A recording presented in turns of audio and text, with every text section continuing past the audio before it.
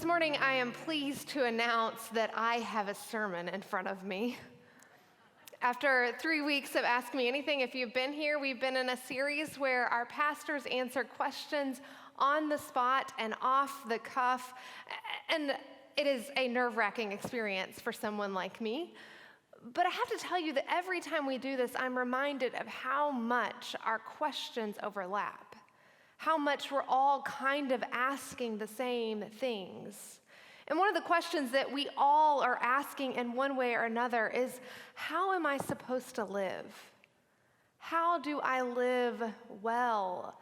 How do I live faithfully? The problem with that question is that people really want a prescription. They want a set of rules and habits. They want a list. But the church answers that question, and if I'm honest, most questions, with stories. We tell stories about a wandering carpenter from Nazareth. We tell stories about the people who followed him. We tell stories about the other heroes of our faith.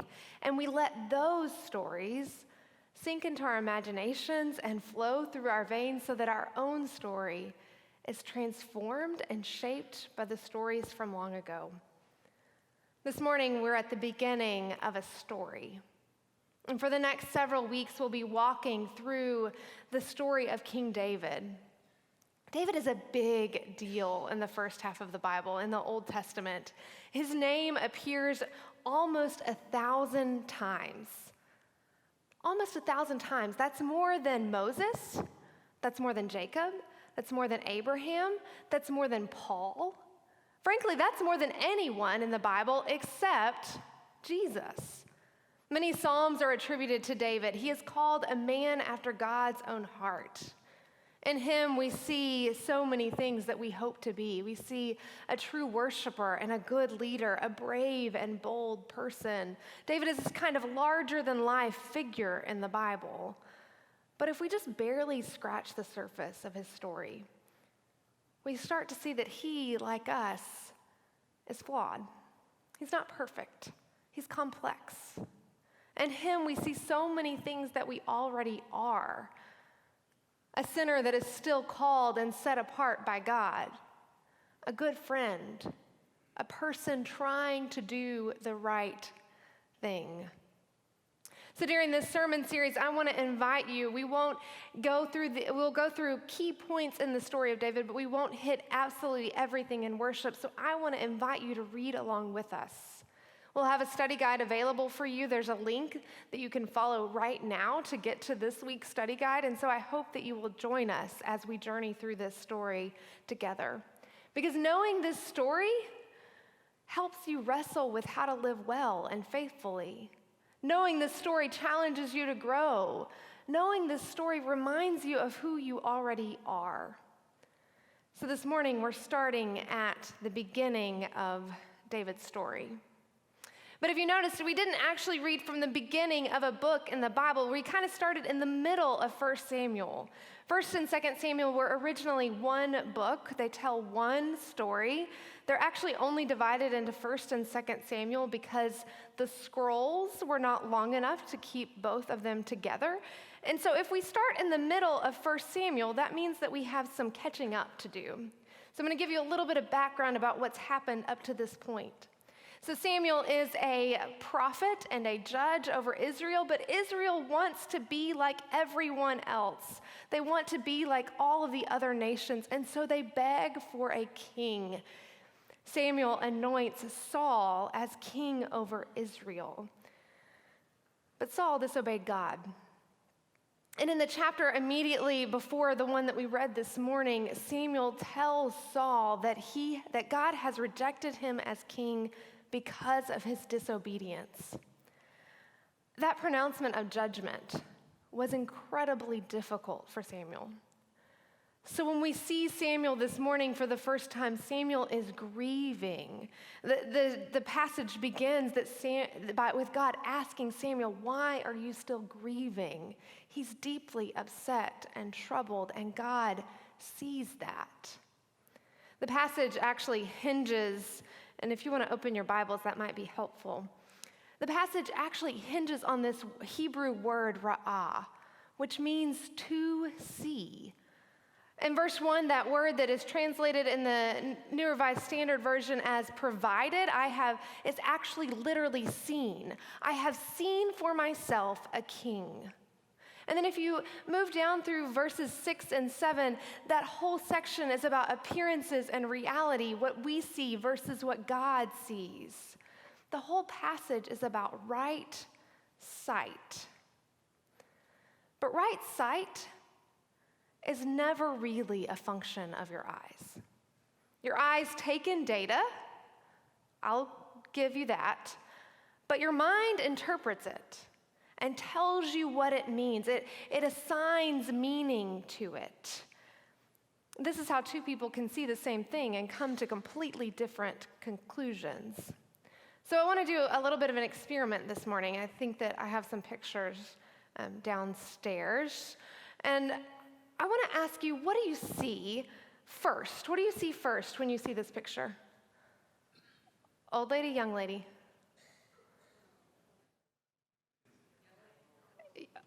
I heard some old, I heard some young. We all see different things. So this is actually a really old optical illusion, and so there's been research done that your age might impact what you see first. I hope that doesn't make you feel bad. So what about this one? Duck or rabbit?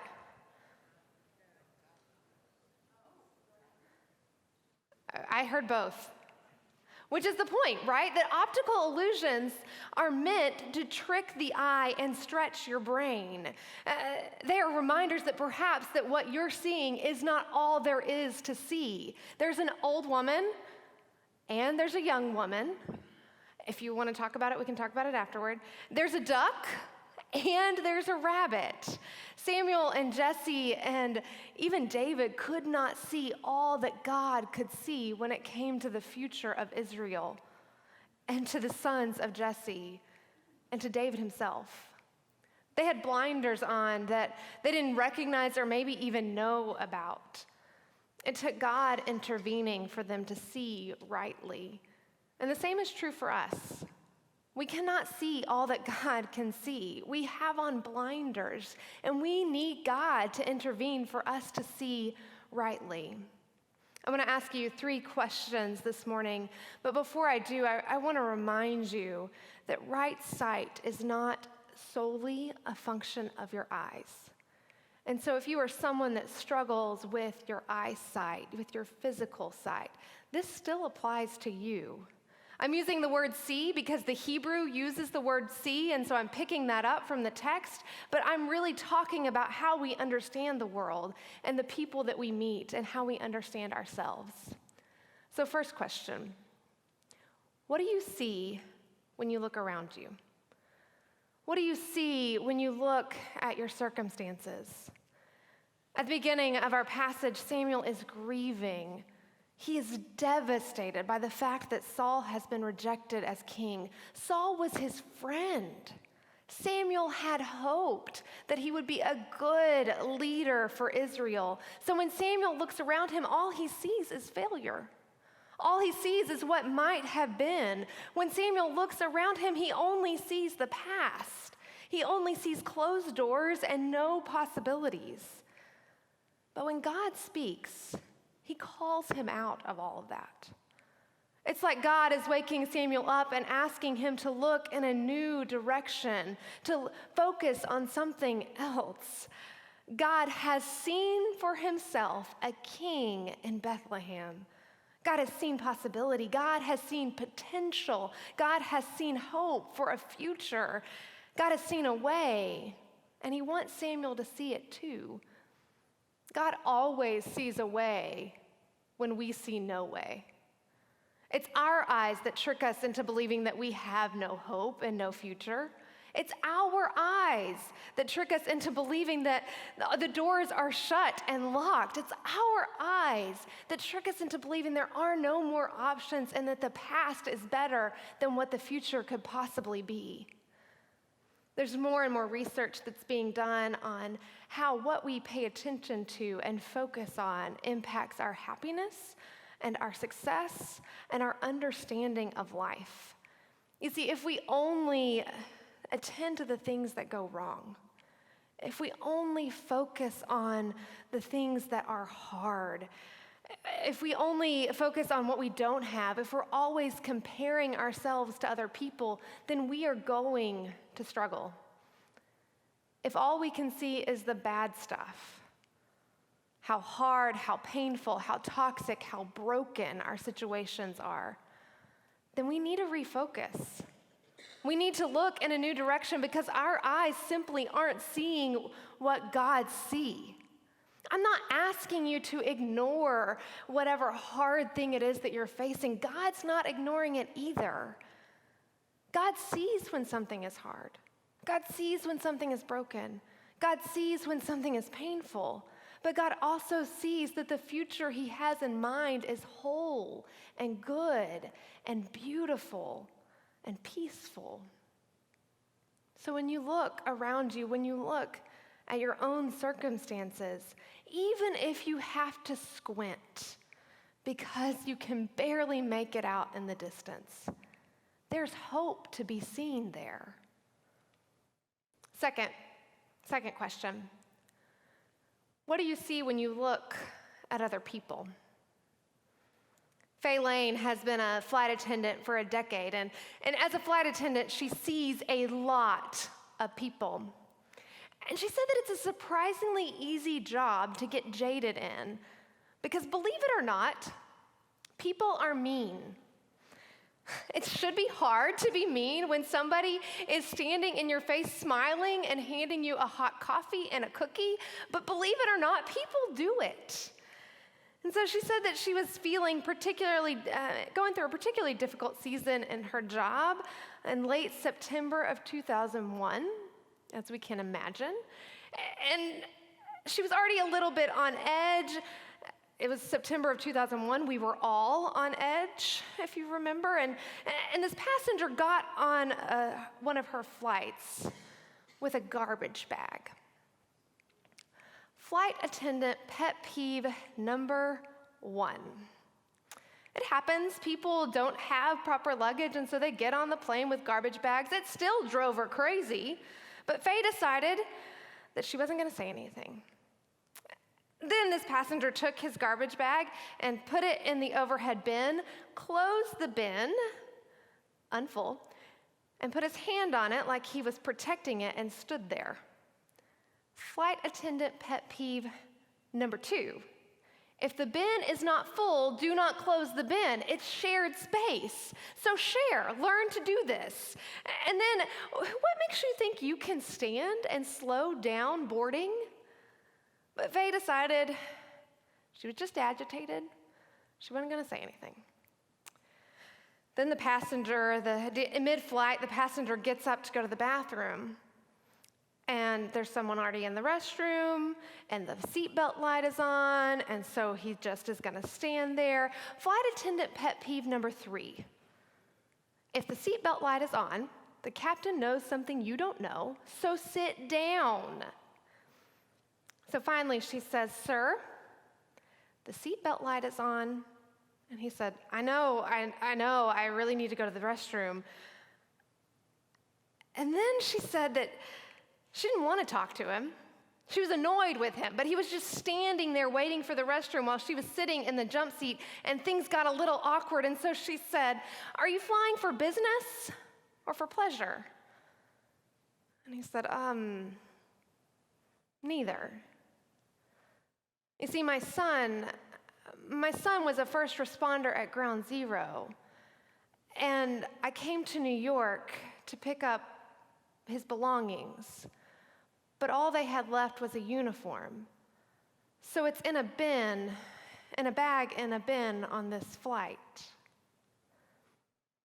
Faye said everything changed. All of her agitation and annoyance and frustration melted away. Because where she had seen a garbage bag and a space hog and a rule breaker, there was really just a grieving father.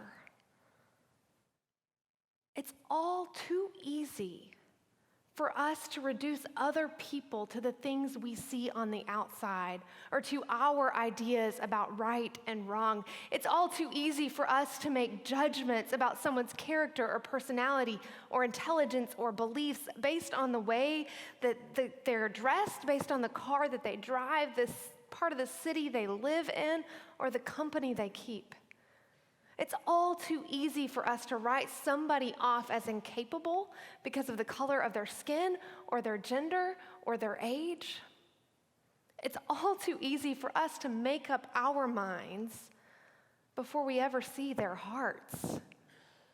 When Jesse's sons are being paraded in front of Samuel, he does what we all do. He looks, but he doesn't really see. Jesse's oldest son, Eliab, must have looked the part. Maybe he was muscular and handsome, tall, and put together. Surely, Samuel thought, this is the next king of Israel. But he was wrong. God reminds him that appearance does not equal reality. God's eyes see what our eyes cannot, or maybe will not.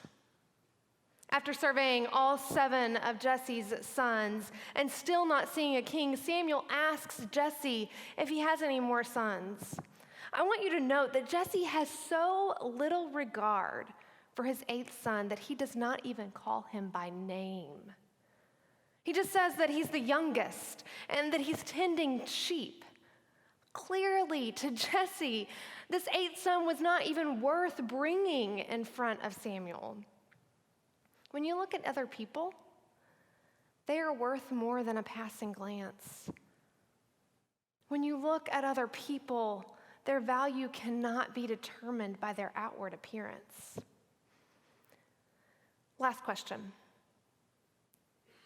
What do you see when you see yourself? Our text this morning gives us a pretty good idea about what Samuel saw in his circumstances and in other people. We can even draw some conclusions about what Jesse saw in his youngest son, but we don't know what David thought about David. I have to say that it would take incredible self-assurance and self-confidence to see anything beyond his place in life. He was an 8th son, unlikely to inherit anything. He was a shepherd, likely to spend much of his life tending his sheep in the wilderness alone. So I have some serious doubts that David ever thought David was going to amount to much of anything. But that's not what God saw. David's name means beloved, and that's what God saw. God saw his beloved, his child, an unlikely vessel of grace, a man set apart to lead the people of God. And every time God looks at you, that's what God sees. The same thing. His beloved, his child, an unlikely vessel of grace set apart and chosen to do the work of God in this world. No matter what you think of yourself or see in yourself or believe about yourself, God sees more. God sees more than the flaws in your complexion or the number on the scale. God sees more than the job that you think is going nowhere or the endless amount of applications you have looking for employment. God sees more than the number of Facebook friends you have or your perfectly curated Instagram account or the number of likes on your last post. God sees more than the number in your retirement account or lack thereof. God sees more than the credentials that surround your name, doctor or reverend or Mrs. or JD or MBA. God sees more than the names other people have called you that you have come to believe about yourself. Mean or worthless or bad or chicken or so many others. God sees more than you could ever see in yourself. That's really the question that we need to ask. Not what do we see in our circumstances or other people or in ourselves, but do we see what God sees?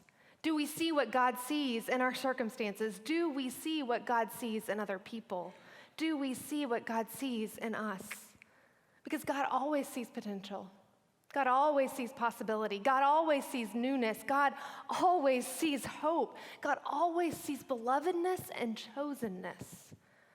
There's so much more than meets the eye in this world, in everyone you meet, and in you. Let's pray.